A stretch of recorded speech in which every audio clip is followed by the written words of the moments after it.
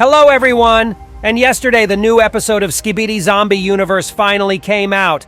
And as it turned out, it was only one part of 3 in total. Monster Up really cooks up something that Boom usually does when dividing his episodes in several parts. But I'm not really complaining. And even though it was only the first part of the episode, we already saw some crazy epic stuff in there I cannot wait to talk with y'all about.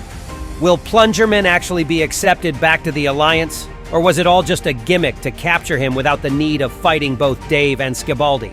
Is Titan Speakerman lost for good now, just as Tri-Titan promised? Or there's still a chance for us to see him back? Is Red Drillman also going to be shut down from this universe or not? And most importantly, how is the story between the Knight and the Plague Doctor is going to end? And who's going to win in it? So if you want to learn all the answers to these questions, then get your tea and snacks ready and prepare to watch this video to the end, because it's going to be really insane. And let's go. But before I'll start digging into the first part of episode 57, let me remind you real quick about the events of the previous episode so you won't get too confused about what has actually been going on. So episode 56 started with G-Man actually assimilating the Hephaestus core into his body, transforming into his powerful core-infused form. He does this despite knowing that overuse of the special core will 100% mark his end, as he already used it so many times in the wrong way. So the Knight warned him episodes ago that another usage of this core's powers will destroy Jimmy for good. But that is the only way for this Chad to save his friends. So he decides to sacrifice himself and smash as many enemies as possible. So he charges into battle, delivering huge attacks on Zombie Titan Cameraman first. He then reveals his new yellow blade weapons, an advanced jetpack, and gravity-based combat abilities, which all were dealing quite severe damage. However, the Plague Doctor calls in reinforcements including Zombie Titan TV Man, Titan Speakerman, and a massive zombie horde, putting G-Man at a disadvantage. But despite being surrounded, G-Man still fights fiercely while showcasing incredible melee skills, switching from blades to axes and cutting through his enemies like a forest. The battle was really intense and showed us a lot of references to such franchises like God of War and Lord of the Rings, and well, Monster Up always references something cinematic while doing insane battles in his series, and episode 57 is no exception, by the way. And just as the zombies prepare to overwhelm Jimmy, a new warrior called Speakerman Adrenaline emerges through a portal, which is a completely new character, Monster Up introduced, who was also a reference to the Apex game. His main feature is injecting himself with multiple special liquids, each of whose gives him a certain superpower. So the first liquid he uses grants him super speed and enhanced combat abilities. He then wreaks absolute havoc among the zombies, even confronting Plungerman, whom he sees as a traitor at first. Speakerwoman then also appears, but hesitates to attack Plungerman, remembering how he once saved her from the horde of zombies on the Speakerman's base episodes ago. Meanwhile, G-Man's core power begins to fade, and the enemy horde rushes to finish him off. But Titan Clockman suddenly arrives just in time to save the day. So he uses a time bomb in order to freeze the zombies, and then puts into work his time-reversing abilities that erase the effect of the Hephaestus core on Jimmy. That's how he rescues G-Man from destruction. And to make things even more exciting, it also turns out that Clockman doesn't come alone, as Tri-Titan from Verlance's Skibidi Wars arrives alongside him. And in today's episode, we see exactly how the new trio of Titans is about to fight the old infected Titan trio, and that's where it all starts. So as the effect of Clockman's time bomb runs out, the zombie Titans get really mad that not only Jimmy managed to stay alive, but also got 2 new powerful friends alongside him that are about to make another battle much tougher. And it's pretty obvious to me that the Plague Doctor is mad as hell too. And he isn't even able to enunciate words anymore and just roars like an angry boar. And with this roar, he sends all of the remaining zombie horde minions into the new Titans trio in hopes to crash them and dilute one from another or something like this.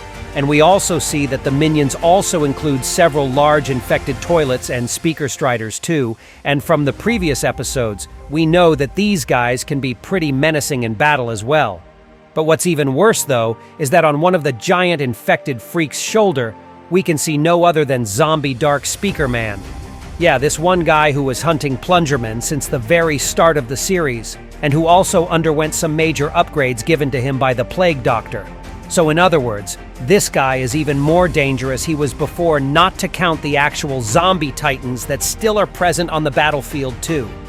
And behind Dark Speakerman, we can also see the big zombie cameraman too that was introduced to the series not a long time ago, but already managed to become one of my favorite minor characters. But of course, all of this power demonstration does not scare our new trio of Titans at all, and Titan Clockman is the first to step up and hype the rest of his comrades up. Two groups of Titans clash one into another, and we can see how Titan Clockman starts dealing with Zombie Titan Cameraman. And first of all, let me just say that the new Clockman's drip is just incredible. And so are his new arsenal tools too. For example, his clock grenades that make him even stronger. Not to mention his time-controlling abilities that allow him to predict his opponent's movements. Do I even need to say that Zombie Cameraman was clearly overpowered? And Clockman was also pretty great with operating a huge melee axe too, as if it wasn't already enough for the win. It's really great to use against common zombie enemies, because his time powers are not limitless after all. So our yellow Chad has to measure his ability usage really precise. And after Clockman successfully deals with one of the minions, he sneakily gets stroked from behind by Zombie Cameraman's blade. But when it could seem as if he had fallen in battle, he then flips the entire situation on its head by reversing time on himself, which positions him away, restores his strength, and makes it clear that taking him down wasn't going to be easy at all.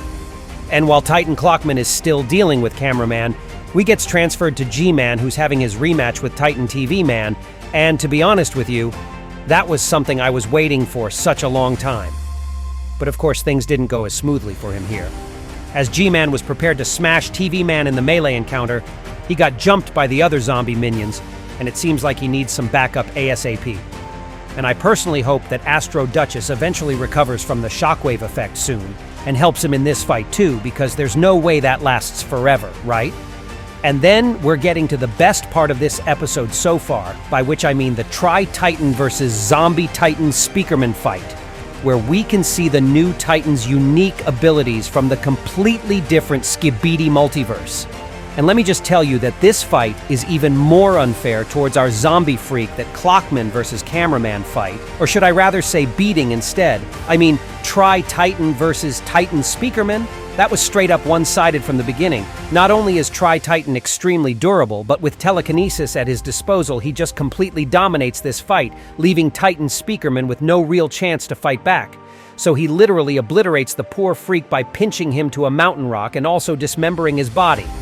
But this is not the end yet, because then Tri-Titan decides to pull the ultimate destruction move on Titan Speakerman and basically erase him from the face of the earth, so that he wouldn't be able to regenerate back in any way. So he rips off the Speakerman's head and says, "This time you won't come back." And after this, he obliterates him in the bright purple light, which really reminded me of the special powers of the Atlantis core that is actually capable of curing the zombie virus, but at the high cost. So could it be that Tri-Titan's ability is similar to this core, but reversed? Which means that Titan Speakerman is probably a lost case now and there's no bringing him back. But honestly, that's probably for the best, because this dude has been a menace for too long, and he also annoyed the hell out of me in the previous episode. So good riddance to you. Tri-Titan doesn't just stop on Titan Speakerman though, and keeps destroying the Plague Doctor's army with his astonishing powers. So yeah, well, as we can see, the new trio is doing pretty amazing, and on this note, we're going back to Plungerman, who is in the pretty tough situation right now. He is still considered to be a traitor by the whole Alliance, even though he made peace with Skibidi. But that doesn't change the fact that he is still wanted #1 in this universe right now, because the Alliance believes that Plungerman is on the same side as the Plague Doctor, as both of them are basically two sides of the same person, Dave. So Speaker Woman shows him a tablet that says Plungerman is traitor, and then requires him to give up and drop his weapon as he has nowhere to run. But as she was about to shoot him down, Skibidi interferes, and I just knew this was about to happen, given that they're buddies again. And by the way, in this moment I saw the back of the Speaker Woman's head, which looked like she was literally brainwashed or probably hacked. But honestly, that's just a speculation because it just looked kind of highlighted in the frame and weird. And what do you guys think about this detail? Anyway, Speaker Woman warns Skibidi not to interfere as Plungerman is a traitor, and then she orders him to get away. And what really surprised me is that Skibidi didn't even try to explain how Plungerman is not a traitor and has his own motivation to gather the cores. But instead, Skibidi just decides to give it all up completely, and just sacrifice himself in case Speaker Woman still chooses to shoot, which was dramatic as hell, but also, Pretty irrational? Well, let's just say that sometimes good people are ready to do anything for their buddies, whether it is pragmatic or not. But thankfully, Speakerwoman actually remains a decent person and decides to let them go instead of shooting her own kind in a way. And even though Adrenaline Speakerman was really surprised and even disappointed by her decision, he still obeys his leader, which is a good thing too. He lets Plungerman go, and does this mean that he's on good terms with the Alliance again? I think that it would take from him more action to redeem himself completely, but I think that he has the perfect chance to do just that given what happens next in this episode. Okay, and after that wholesome scene we get to Red Titan Drillman. And oh boy, this dude has already suffered enough. It's no wonder to me that he's so exhausted and devastated already, which looks like a completely different character from the one that was shown to us for the very first time. All he wants now is just to go home, and thankfully in the next second he almost gets what he needs. To be precise, it's the Knight who was responsible for bringing Red Drillman into this universe in the first place, as he hoped that he'd help the Alliance in the war with the Plague Doctor. But initially, Red Drillman wanted to do the completely opposite thing, and that's what caused the huge conflict between him and the Knight in the first place. But now the Knight is actually ready to finally send the poor guy to him home universe, which surprised me quite a lot. It would be logical to actually bring him back to the Alliance's base, repair him, and give him a motivation to fight again, no? But Monster Up must have his own plot arcs in mind, so I'm not going to question his decision. So Red Drillman takes off the Genesis core that he was using on his own will, gives it to the Knight, and then pleads to actually send him home. We can even see how his hands are shaking. What a poor guy.